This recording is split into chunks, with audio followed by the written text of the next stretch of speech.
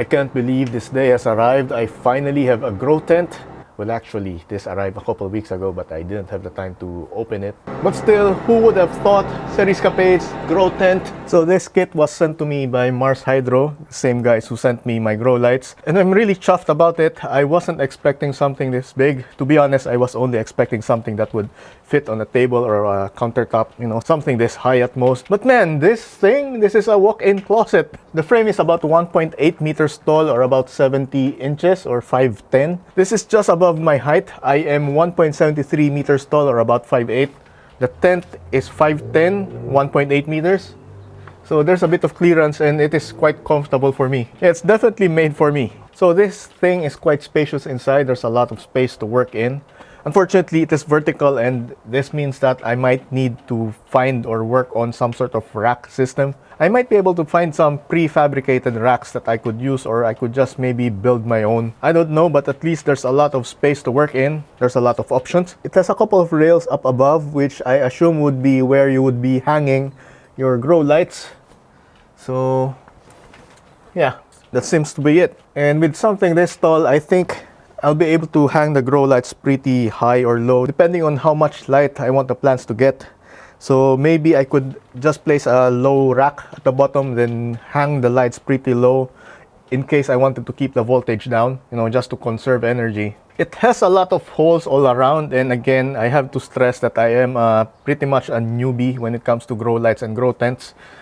I assume that this would be used for intake and exhaust. Maybe you could install some fans or some sort, or at least I remember Alex telling me that I should be able to jury rig some sort of ventilation system using some computer fans, and it's something that I might be doing down the line.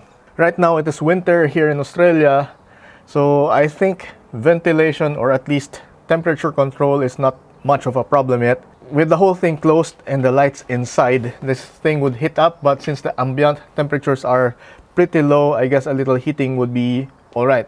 But I would need to solve the heating problem before spring and summer comes. Again, this tent is from Mars Hydro. If you wanted to get one of your own, I have placed some links down in the description. Please do check them out. I've included the links to both the grow lights and the grow tent, so yeah, go check them out. Mars Hydro. Now, before I do anything further with the grow tent, I need to check on my grow lights, or rather the plants under my grow lights. So if you recall in the previous episode, which was about a couple of weeks ago, I gave my plants a drink and increased the light to 20,000 lux. From comparing the photos that I've been taking every day, I could see a difference in the amount of markings, the amount of reds, the amount of colors in the plants. I could also definitely see the leaves perking up. The rosette is turning more into a ball rather than the leaves just laying flat. So yeah, some of the leaves are drying out, but that is quite expected since those leaves have been there for quite a while. I'm just hoping that it is not due to some sort of rot or any infection, but I highly doubt that is the case. But in any case, I would like to move on to the next phase of this experiment, and that is to actually place them inside the grow tent. The goal is to kick them out of dormancy if they haven't yet, and to do that I would need to increase the temperatures. So the grow tent could not have come at a better time, because to increase the temperatures I need to shield it from the open air and thus make it warmer than the ambient temperature. The only problem here is that I need a lot of space for the tent. I didn't expect it to be that big, but I know that this spot here would be enough for it. Just removing the empty boxes from this space would give me enough room to work in. So let's go do that. Alright, 15 minutes later, I was able to clear some space, just enough for the grow tent to fit.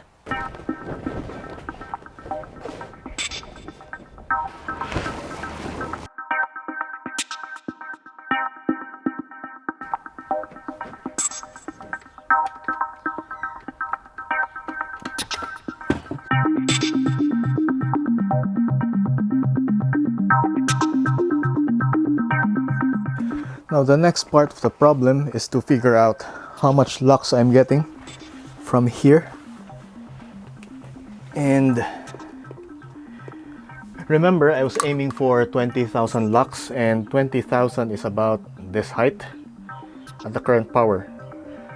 Now I wonder if I increase the power, would that allow me to go even lower, maybe around here? Because what I would need to do is either to raise the level of the plants by placing them on some sort of pedestal or shelf, or lower the light all the way down. I think lowering the light is a better idea because I would like to keep the wattage really low just to conserve energy. So maybe we'll do that. I just had a thought, before I lower the lights, I should look around and see what sort of riser or elevating mechanism I have, just to see, just to reduce the amount of effort that I would need to do on the lights. I found this toy table.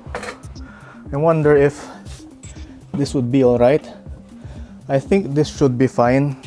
There would be a little loss of light reflected, but I'm not that fussed. All I care about is keeping the temperatures relatively constant. So let's start from there and place the plants. The plants are in. They would be sitting at around that level. Now I have to figure out how much light that's getting. At this height, the reading is around 5,000 lux. So I definitely need to pull down the lights. At this level, I'm getting a reading of 7,000 lux, so I need it to be much lower. At this level, we're at 25,000 lux, and I think I'm alright with keeping it that way. A little bit of step up from a previous range of 20,000, so yeah, let's go with that.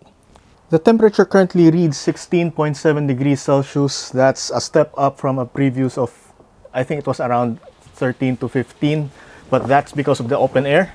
Now, I'm going to close up this tent and check again in an hour or so just to see if the temperature is stabilized. So let's do that. Before we continue this experiment, I just remembered that another 2 weeks has passed since the last watering, and I think the plants by now would need some water, especially since they have been growing in under more light and I'm trying to wake them up, so some watering is in order.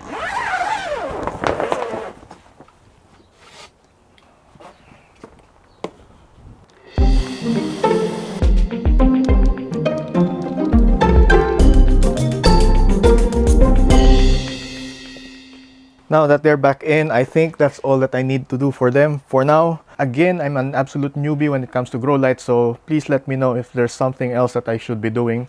Otherwise, I'm going to seal this up now.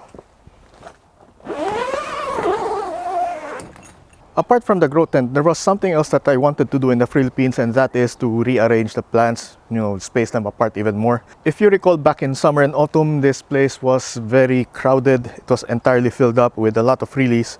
But right now, as you can see, there's a bunch of spaces here, and that is mainly because during winter they shed a lot of leaves, and that's due to a lot of damage, a lot of rot and whatnot. So shedding all of those leaves means that there's a lot of free space now. Now that I can see those spaces, it would make it a lot easier for me to identify which plants have to be moved further apart. So I've already started doing that. Some of the plants I've removed and moved back into pots, which explains why there is this gap that you see here. And what I'm going to do is to space apart the plants some more, just so they are ready for summer when they start growing again and they won't be pushing as much into each other by then. You'll probably also notice a lot of blackening on the leaves, such as this one. This is mainly due to damage that was done by frost. So these leaves were damaged, were burst during the frosty nights. I've already removed most of them, and what you see that are remaining are those that are still quite healthy, or at least the part that attaches to the stem is still quite healthy, so I could not just easily pull them out. So every day that passes, I just keep checking on these leaves just to see if I could pull them out, because otherwise, if I pull them out now, I would likely make tears into the stem or into the leaves, and that's no good, because any tears that I create would mean open wounds, and that would be areas where microbes could enter and would just further deteriorate the state of the plant.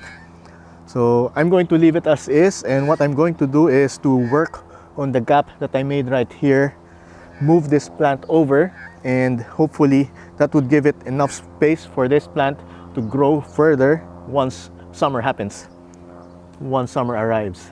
It's essentially repotting, only the pot is an entire plot. Yeah. Now that the plants are spaced apart, or at least spaced well enough, and with a lot of the excess leaves removed, We are now able to see the sempervivums that I planted in between. A lot of them have grown roots. Unfortunately, I pulled out some of them, so I have to replant. But otherwise, they seem to be doing really well. The remaining ones are still doing well. They are snug underneath the canopy. And that got me thinking that I want to cover the ground even more. Unfortunately, I do not have enough sempervivums to cover the whole thing, so I'll have to make do with what else I have, and that is a lot of ground cover in the form of sedums. So yeah, maybe we could fill up the whole area with sedums. There are those that I already chopped in a previous episode, so let me go grab them. So here's some of them. Most of them are rubrotinctum or jelly beans. These are the aurora, the pale versions, and I think I'm just going to scatter them all over the front here, because at least these ones would be able to take on the sun. This part would be getting a lot of sun. So yeah.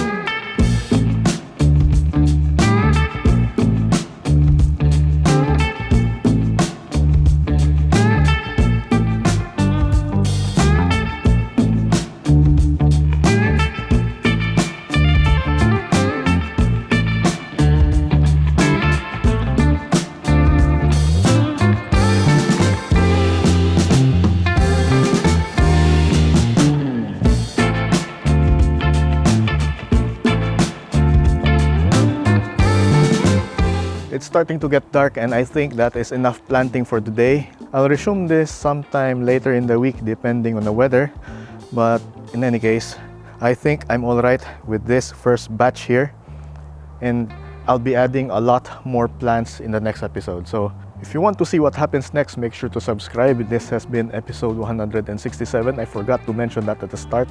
I am Chuck, and I'll see you in the next one. Bye. Before I completely forget, let's check on our grow tent.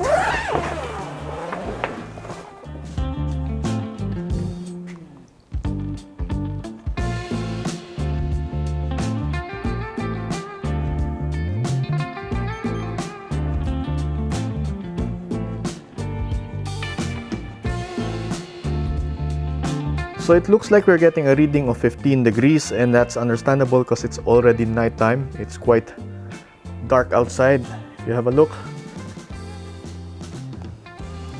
So 15 for a nighttime temperature isn't that bad. I guess I'll have to do another reading tomorrow during the day and see what it's like, because what's important is the daytime temperature, and I want it to be as close as possible to 20 degrees. So we'll see what happens by then, and I'll report back to you next time. See ya!